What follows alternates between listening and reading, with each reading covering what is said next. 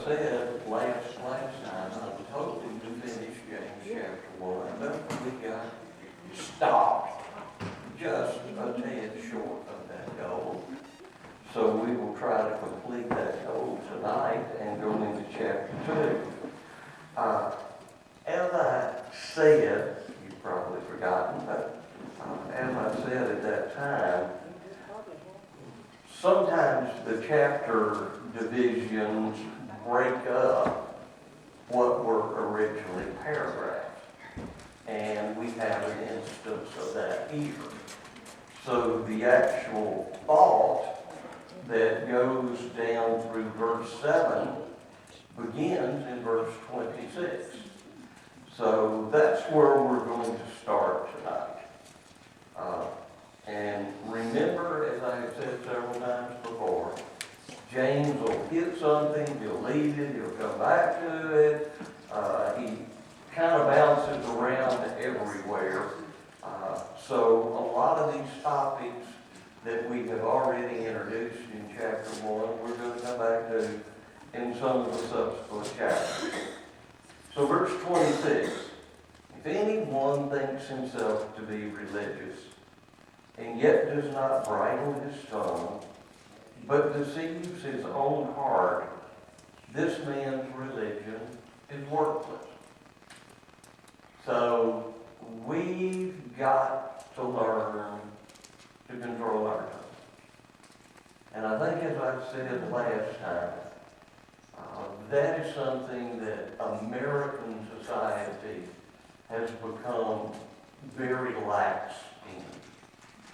I mean, public talk, public language, public officials, people are just saying things they ought not to be saying. Lincoln once made the statement, he'd rather keep his mouth shut and men think him a fool than to open his mouth and remove all doubt. There are a lot of people in our world today removing all doubt. They really are. There are a lot of people in our world that honestly, the only time they take their foot out of their mouth is to change faith. And that is really sad. It is really, really sad. We need to be people who control our tongues. Verse 27. If you think yourself to be religious, so pure and undefiled religion in the sight of our God and Father is this: to visit the orphans and widows in their distress, and to keep oneself unstained by the world. So, James is telling us, don't tell me what you are. Don't tell me what a great Christian you are. Don't tell me about all these things that you're going to do or whatever. Show me. Show me. And we're going to come back to that in the latter part of chapter 2. Christianity is not I say this religion. Christianity is I do this religion. And so, visit the orphans and widows in their distress. Now, the idea of the Greek word visit is not just to go by and say, hi, how are you doing? Glad to see you. God bless you. Hope everything's well, because we're going to get that in chapter 3. That's useless to tell somebody that. The idea of visiting them is with a heart, and I'm going to use that phraseology, to meet their needs. Go to the law over, and over again. God even made provisions when they harvested their fields that if they left something behind, they didn't go back and get it. It was for the widows and for the orphans. They worked to cut the corners of their fields. They were to leave them for the widows and the orphans. And we have a wonderful example of that in the book of Ruth. Boaz, and what he practiced. And apparently Boaz was really a neat guy for David to wind up with as a grandpa. Because he was really doing a good job of trying to live the way God wanted people to live. So, you do something about it. Probably next to idolatry, the things the prophets will condemn most are those people that were taking advantage of the less fortunate. God cared for those people. And God expects His people to care for those people. And so you take care of these folks. And let's realize there was no such thing as Social Security. There was no wigs. You know, things that will help people today. They didn't have any social services back then. Widows and orphans, if they did not have someone, were destitute. And let's realize that in that world, if you're not aware of it, women were supposed to be attached to a man. Growing up, it was a daughter to her dad. And if dad was dead, it was a brother. Even a younger brother. And if she didn't have a brother, it was an uncle or a cousin or something. Then she was supposed to be attached to a husband. But what happens if she marries and the husband dies, and she hasn't got a father or a brother or someone who will take her in, maybe her and her children and everything else, then she's destitute. She has nothing. And so that's why God says, look out for these people. Look out for the widows and the orphans. Now, biblically, families are to do this. If someone has a widow in their family, Paul tells us we're to take care of them. And he tells us that if we don't care for those people like that in our family, we deny the faith and we're worse than an infidel. So apparently there were some people in the world in Paul's day that were doing a better job than some of the people in the church. So we care for them. We have a heart for them. We have a heart of compassion. Our Lord did. Now, I don't know about you, but every once in a while I have this wild hair whim. I would love to be able to do like Jesus. And I would just love, say, to go to Memorial Hospital, walk in the front door, say, be healed, and watch everybody walk out. Boy, I wish I could do that. But I can't. But I sure would like to. I sure would like to. Because that's the heart of compassion. And we don't need to be like Job's 3 so-called friends, and we don't need to be even like Jesus' apostles. You know, somebody has physical problems, they have troubles in their lives, and we start thinking, okay, what really bad thing did they do to cause this?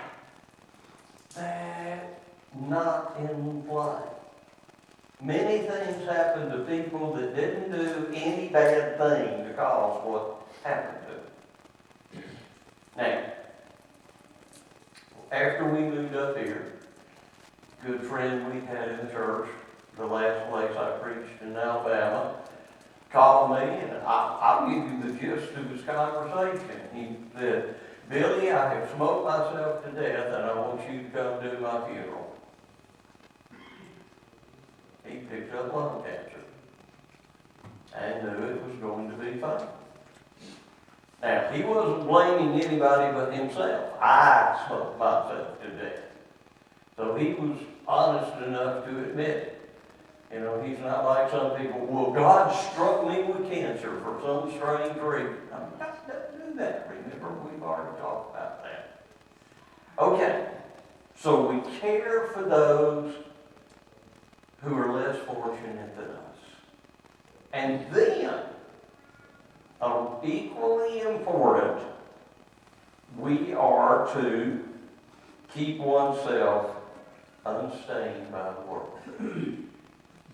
Now, a lot is said in the last books of the Bible about our relationship with the world.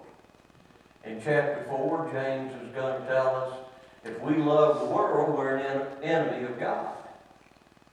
In 1 John chapter 2, we're going to be told, don't love the world, because the world's passing away and everything in it. So, we don't want to be stained by the world.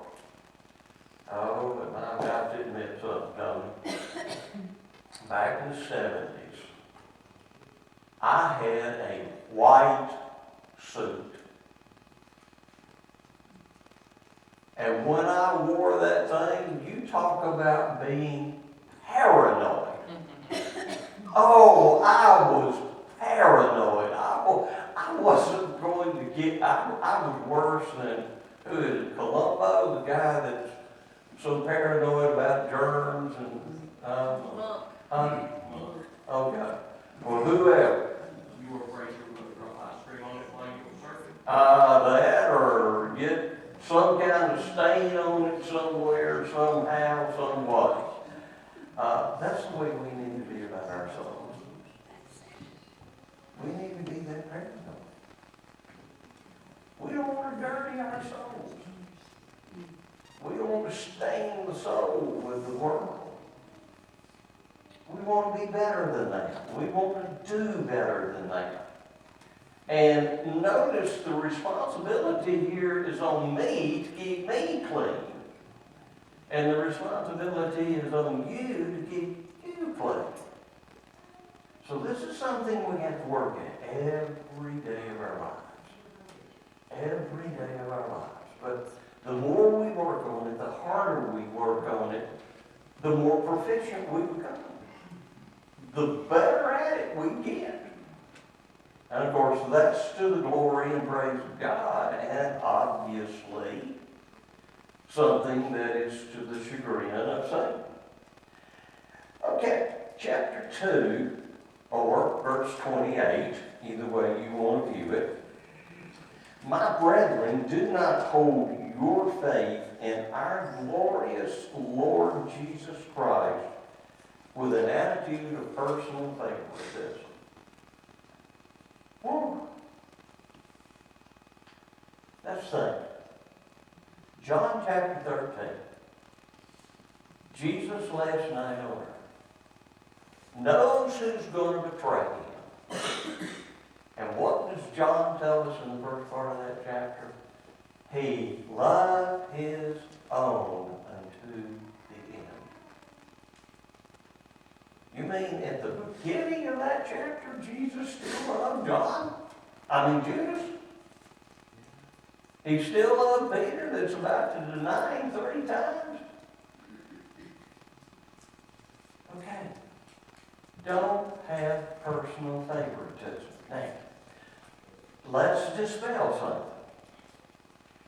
Are Christians going to have some Christians to whom they are closer than others? Yes. Jesus did. He had Peter, James, and John out of the 12. And of those 3, if we had to say Jesus had a best friend on earth, it was John. So that's not what we're talking about. So let me go ahead and introduce a Jewish attitude. Jews, in some places, still have it today. Jews felt we are the chosen people. Nobody else is. And apparently, even early Jewish Christians had trouble dispelling that idea. You know, we can get some hints of this in Paul's writing. He tells us, yeah, I used to be that way. I'm a Jew of Jews, a Hebrew of Hebrews. So there was that Jewish arrogance. And James is saying, we don't want that. We don't need that. One of the problems that American missionaries have had is we have a little American arrogance in us sometimes. And when we go to foreign countries, we want to look down on everyone and everything. You know, we're Americans, you're inferior to us. And James is saying, do not do that. People are people are people. One of the things I try to get across to my history classes is that very fact. Now, I'm sure many of you will remember this, but my second trip into Russia, I went to a priesthood on a tour. They wanted me to come. Of course, there's a sub-story to that. That little blonde girl that was my hostess, if I could have brought her home, I would have had 4 daughters instead of 3. But I don't think Mama would have let me get on the plane with her, and Steve wasn't strong enough to stop the army. So I didn't get to come home with that little girl. But after we toured, the teachers wanted to ask me some questions. And very first question, what's the biggest difference between Russian and American kids? And my statement was, the language. And I still believe that one on my heart. What's the biggest difference between American and Cuban kids? The language. American and African kids? The language. Kids, kids, kids, kids. So what I'm saying is some of these attitudes we have, we learn. Hatred, learn. Prejudice, learn. Well, if we can learn them, then by the power of Christ, we can unlearn. We really can. We can unlearn. Folks, I grew up near Birmingham, Alabama. You know what my U.S. history book says about Birmingham, Alabama in the 1960s? It was the most segregated city in America. And I can't dispute that. I mean, when you got a high sheriff that is called Bull Connor, I mean, can you get any more redneck than that? I mean, boy, that's about as redneck as you can get. But this guy was turning dogs, police with nightsticks, fire hoses on people who were peacefully marching for their civil rights. In fact, what got John Kennedy involved in the civil rights movement was watching news feeds from Birmingham, Alabama, and Selma, Alabama, and so on.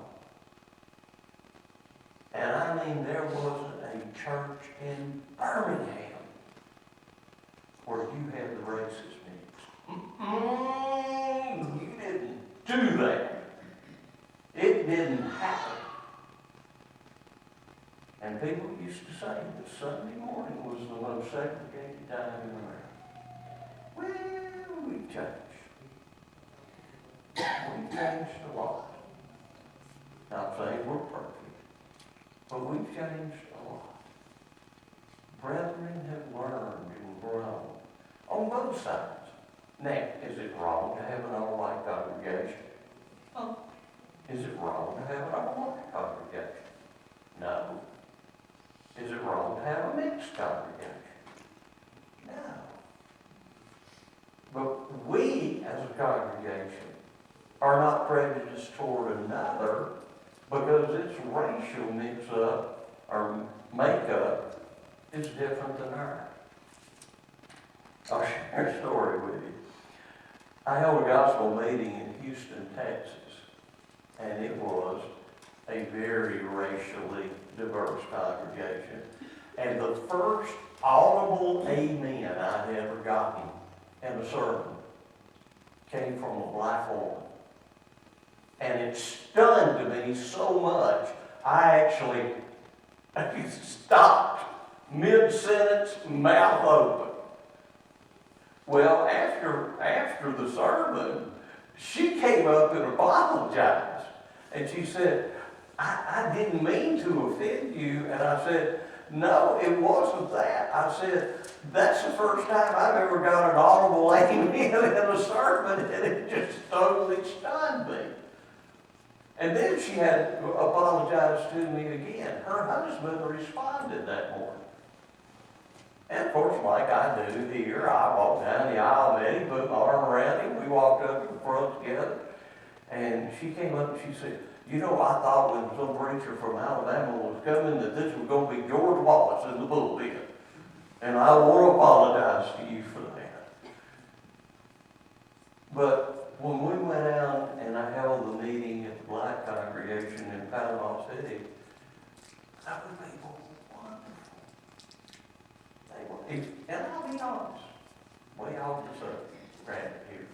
But if you have never been to a Black congregation, sometimes go. John, comment there? Not negative, though. It will be an experience. But when Jennifer was in high school, her freshman year, they did a band camp away. And the band director had allowed that the band members, I'm sure Kim would have done the same thing, if she had taken her band group off, they could go to church on Sunday morning.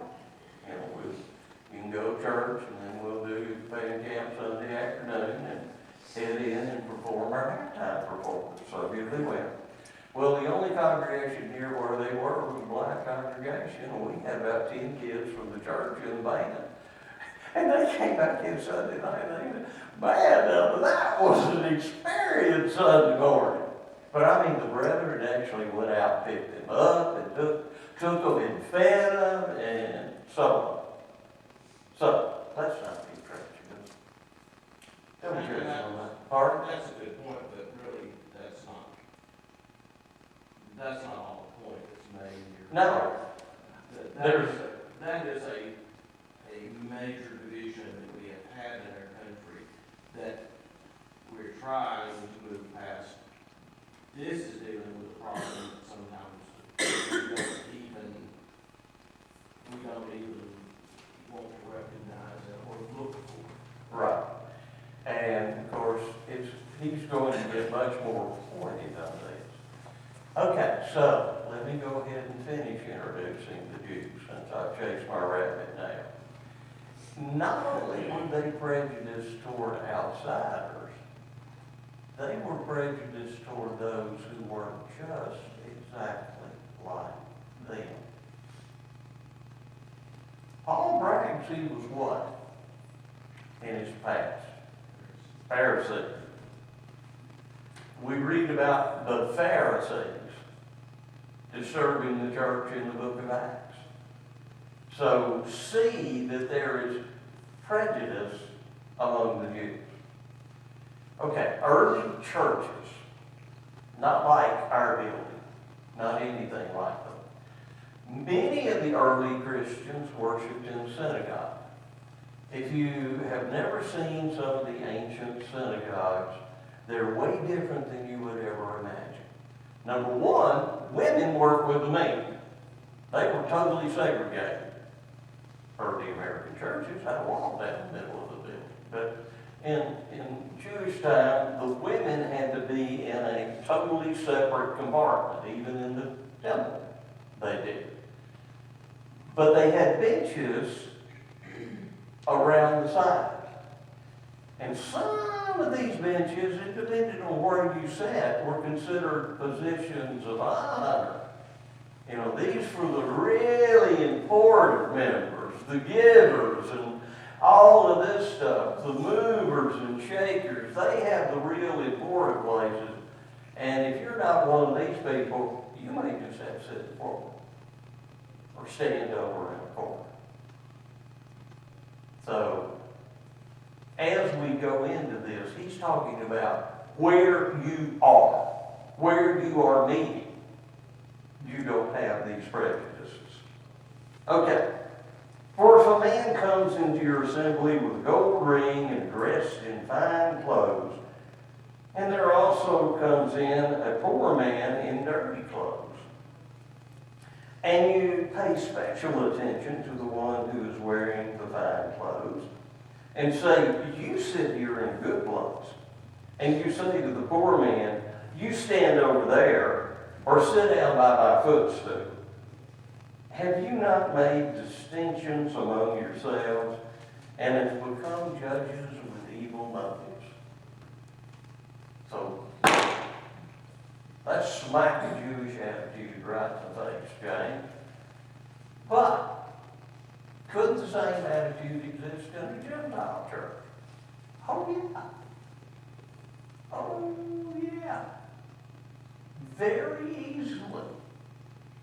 Could the same attitude exist in a modern congregation?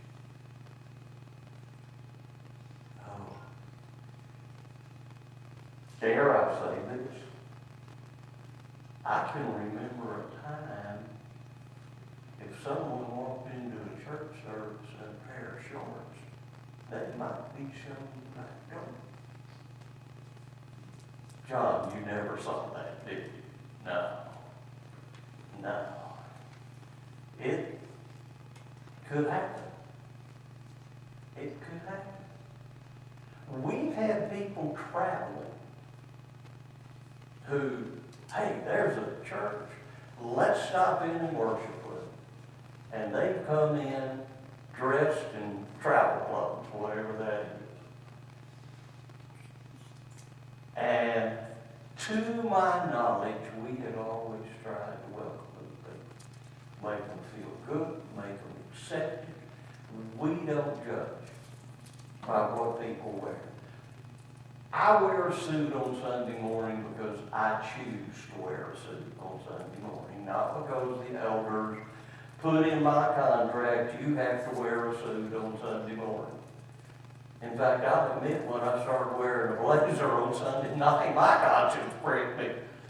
And Tony, I'm not blaming you here, Tony was the one who said, quit wearing a blazer on Wednesday night dressed like the rest of us.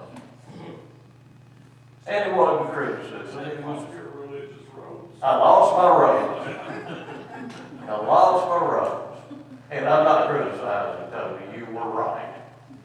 You were right. Why what? You were right. Yes, and he was right. Okay. But it's a choice. It's a choice I make. I mean, there are a lot of preachers now that are getting up, and the modern thing is you wear a blazer with an open collar. Don't even wear a noose anymore. Oh, yes. Preachers are doing that. Okay. When we assemble, our focus is not supposed to be on what people are wearing. Our focus is supposed to be on our God. And that's the point James is trying to get across. It really is. I won't say who. I had someone one Sunday come raging out the back door because one of the young men that had waited on the Lord's table had worn shorts. And they were raging. Did you see that? And you know what my comment was? No, I didn't notice it. Well, why not? Because I was focused on Jesus, not on what everybody was wearing up front. We've lost something when we focus on that. Say it, Tony. When I was at Lipscomb, a preacher that was often, he was invited as often as any of them were, I guess, to come and speak in chapel. And he showed up wearing his bright red blazer and his contact with a huge diamond on it and his diamond ring. And he said, people have said something to him, had said something about how flashy that he was. And he said, the Lord has blessed me with a lot of wealth, and it would not be, I forget the word he used, it would be immodest of me not to show what God has given to me. And that was his reason why he should wear his diamonds and all that. And you can imagine about how well that went over the conversations that were held after chapel in the student center and in the dorms. Oh, I can't imagine a bunch of college students. Just, Did they call him Peacock? And talk about him strutting sitting down? he had a big thing. Oh, okay. When I go to Cuba, I do not wear my college ring. And it's not because I'm afraid I'm going to lose it. It's just simply because I don't want to overdress before those people. Oh, some of you would be shocked that I dress in Cuba. I don't tuck my shirt tail in. And I wear polo shirts. Oh, yes. Because now on Sunday I will wear a tie. Thank you. Maybe I will be forgiven. I do wear a tie on Sunday because many of the Cuban preachers do. I do not wear a blazer or anything else. Do not carry a blazer with me. Wouldn't want to wear a blazer, would I, Charles? In Cuba? No. Not at all. And this is what James is talking about. Okay, maybe you do have some wealth. Don't flaunt it in front of the poorer brethren. And don't make the poorer brethren feel inferior because they don't have what you have. And the teaching was in the church, you wore your best on Sunday morning before the Lord. Whatever the Lord gave you, you wore your best because you were giving your best. And that was in 2 Corinthians verses something. Chapter 5, verses 10 and 11. It was also And it's not a yes, we want to give of ourselves the best that the Lord has given in our lives. But it was never, it's so much against the saying that we should dress.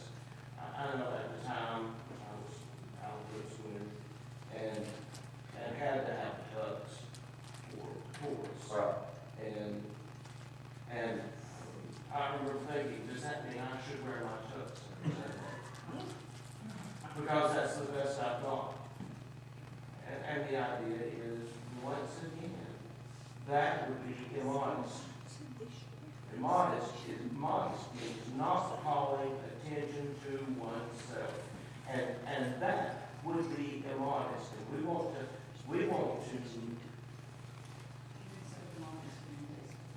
immodest and indecent. Yeah. We have a hard time, and have had a hard time Right. with those two words. When I first started, before I went to Lomax on a regular basis, I preached in some rural, central Alabama congregation. I mean, we're talking so far out in the country that they had to bike in sunshine. And I mean, there would be these farmers come in, and they really dressed up for church. They had a white shirt on with their overalls. And No, I've seen the old guys in a new pair of overalls and blue or white shirt with a tie. yep, they wore a white shirt and church stuff. But they came in their overalls. And nobody complained. One Wednesday night when I was at Argo, one of of our deacons who ran a service station was late coming in because he had to work on the car, and he had an hour plus drive to get to church service anyway. And he came in and he had oil stains on himself. And before I got up to teach that Wednesday night, I told Connie, I said, I dare somebody to say something to me about that. And she said, don't you dare. And I said, I dare somebody to say something to me about that. No one did. But in some places it was. You mean he came with oil stains on his clothes? He came! Absolutely, amen. That's what James is saying. Rich, poor, together. Okay, quickly. We're kind of over time, but please, let's go ahead and tie this in. In Jude, we're going to read about the agape. That's what they call it. The love feast. In fact, it's actually the problem with the communion service and with the Corinthians. They were combining the Lord's Supper with the agape. Now, let me define the agape. Every tradition we have that talks about it, it is where the members of the church who could provide food did, and the entire church, those that couldn't provide, those that could, everybody came together and ate as one. I mean, that sounds like fellowship, doesn't it? Well, that's where it comes from, folks. That's exactly where it comes from. Does every soul that shows up at a fellowship meal bring something to eat? Nope. But can they eat? Yup. That's the way the early church got it right. So James is condemning an attitude here. And it's really not a good attitude. Not a good attitude at all. Don't judge a person by the car they drive, or by the clothes they may be wearing, the very best they have. My freshman year, there was a preacher at school. Bless his heart. He was retired Navy, had broken his nose, had awfulest looking nose, and his suit had probably never been to a cleaner. It was the most wrinkled thing on earth. Now, he met a young woman that did to him what Holly did to Will, but that's a whole nother story. But, you know, bless his heart, it was the best he had. And when he went out to preach, it was the best he had. He couldn't help he looked the way he did. And we've got to learn to accept that. We've got to learn to accept that. But you just turned on your point there. We don't have to wear the best we have. Oh, I'm just saying he did. I'm not saying we have As to. with so many things, people have the things to come wrong and you're looking at the outside. God could care less what we have on as long as we're not indecent. Family of Jesse. Oh, this big guy. He's the oldest. He's got to be the choice of king. No. Well, maybe it's the next brother. No, maybe. We finally get down to the little teenager that's been out keeping the sheep, and he's the one God selected.